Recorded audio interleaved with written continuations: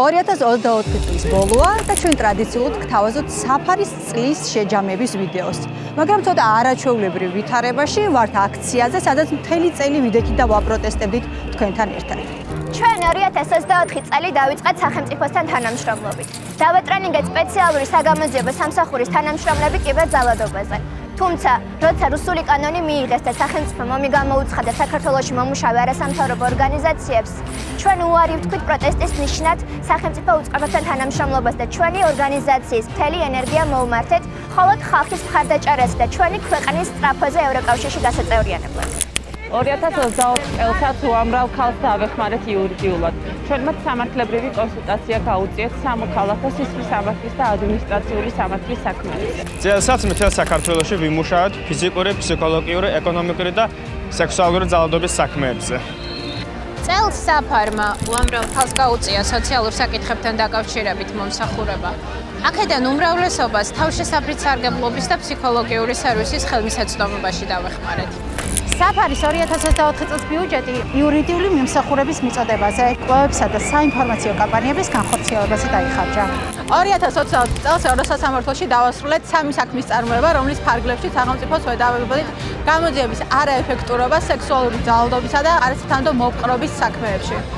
ევროკავშირთან ინტეგრაციის ხელშესაწყობად მონიტორინგი გაუწიეთ სახელმწიფოს მიერ 9 ნაბიჯის შესრულება სამწუხაროდ პროგრესი საქართველომ ვერ აჩვენა. 28 ნოემბრის ქართული ოცნების განცხადებამ ის სრულიად შეაჩერა ევროინტეგრაციის პროცესი, რასაც თქვენთან ერთად ყოველდღიურად ვაპროტესტებთ.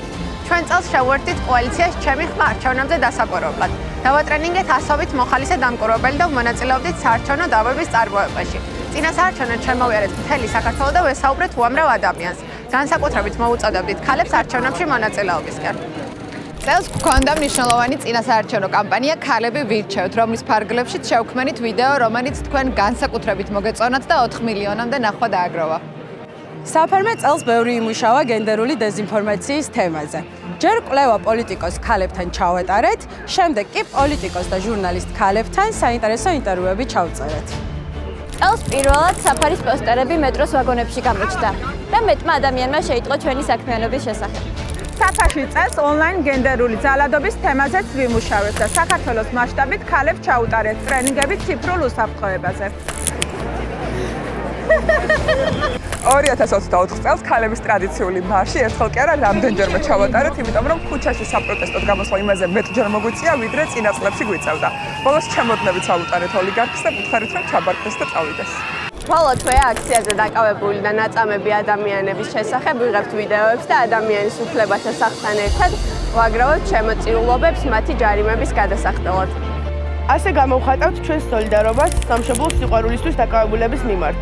მიუხედავად იმისა, რომ ხელისუფლება მთელი წელი გულანძღავდა და ტიტუშკების ორჯერ მოგვიქციეს ოფისში, ჩვენ მაინც ურყევად, მტკიცეთ და ჯიუტად ვაგრძელებთ ჩვენ შრომას და ვაკეთებთ ქართულ საქმეს. ჩვენ ვეხმარებით ადამიანებს და ვიბრძვით ევროპული მომავლისათვის. ზუსტად ისე, როგორც ახლა, ქუჩაში აქციით და თქვენთან ერთად.